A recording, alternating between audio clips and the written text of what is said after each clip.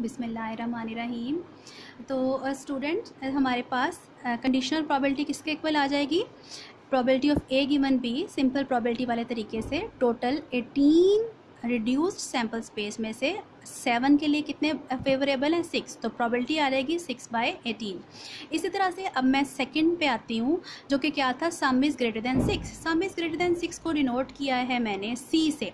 अब सम greater than 6 में हमारे पास जो टोटल 36 आउटकम्स थे, उनमें से वो सारे सम जो कि लेस दैन 6 या इक्वल्स टू 6 आते हैं, वो सब के सब एक्सक्लूड हो जाएंगे और जस्ट वो वाले एक्सक्लूड हो जाएंगे जिसकी वजह से सैम्पल स्पेस रिड्यूस हो जाएगी और सैम्पल स्पेस रिड्यूस होके जस्ट उन पे कंसिस्ट करेगी जिनका सम ग्रेटर दैन 6 होगा, 6 से भी ग्रेटर। जैसे 167, 257, 347, 437, 527, 617, 268, 358 और इसी तरह से ये बाकी 66 और जो हमारा लार्जेस्ट सम होता है 12 तक ये आउटकम्स आ जाएंगे। इनको काउंट करें तो हमारे पास 21 आते हैं। अब इस रिड्यूस सैम्पल स्पेस में से जिसको हमने सी से डिनोट किया है, हमारा outcome 2 dice will show sum of 7। इसमें से सम ऑफ 7 के लिए कितने फेवरेबल हैं? 2, 5, 1, 6, 3, 4, 4, 3, 5, 2, 6, 1। 6 के 6 जो हैं, जो कि 7 के लिए फेवरेबल हैं, वो हमारे इस रिड्यूस सैम्पल स्पेस में मौजूद हैं। सो हमारे पास प्रोबेबिलिटी ए गिवन सी किसके इक्वल आएगी? हमारे पास आ जाएगी 6/21। ठीक है, उम्मीद है आपको समझ आ रही होगी। इसी तरह से लास्ट पे आएँ तो थर्ड जो कंडीशन गिवन थी सैम्पल स्पेस को रिड्यूस करने के लिए, वो थी 2 dice have same number.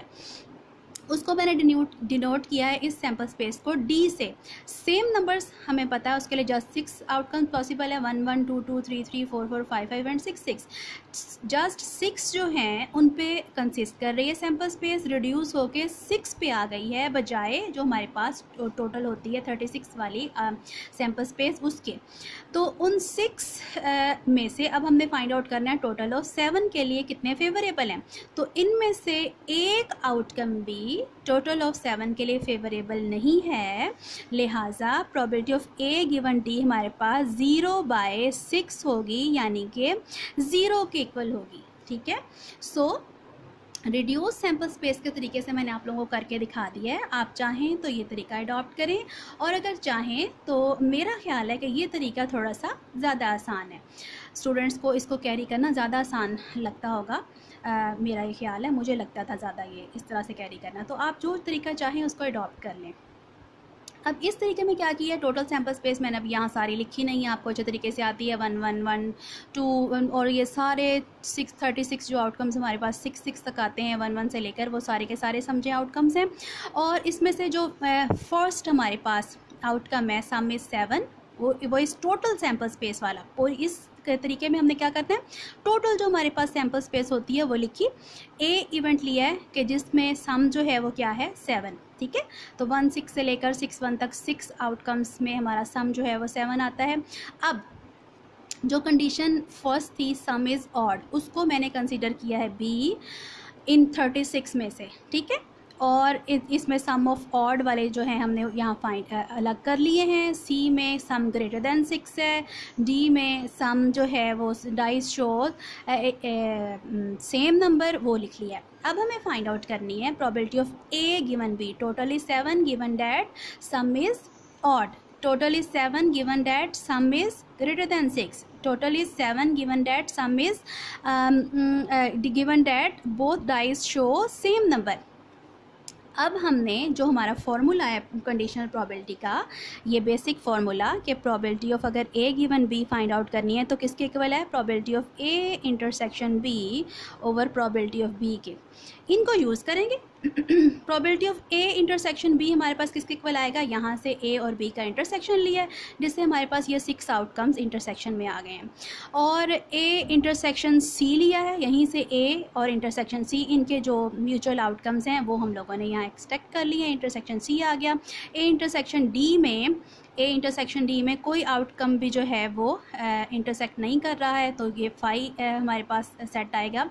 So probability of A given B, probability of A intersection B over probability of B के इक्वल होगी।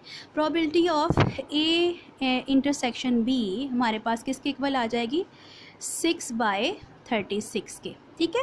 तो 6/36 प्रोबेबिलिटी ऑफ बी जो है वो हमारे पास किसके इक्वल है, 18 आउटकम्स हैं 18/36 के। ये यहाँ हमने पुट कर दिया है 6/36 divide by 18/36 that will be equals to 1/3, जो कि बिल्कुल हमारे पास यहाँ से हमने रिड्यूस सैम्पल स्पेस वाले तरीके से किया था, इस तरह से भी सेम आई थी। नेक्स्ट जो है वो ए गिवन सी है, वो probability of A intersection C divide by probability of C के इक्वल होगी। प्रोबेबिलिटी ऑफ सी जो है वो 21 आउटकम्स हैं आउट ऑफ 36, तो प्रोबेबिलिटी ऑफ सी 21/36 के इक्वल होगी ये।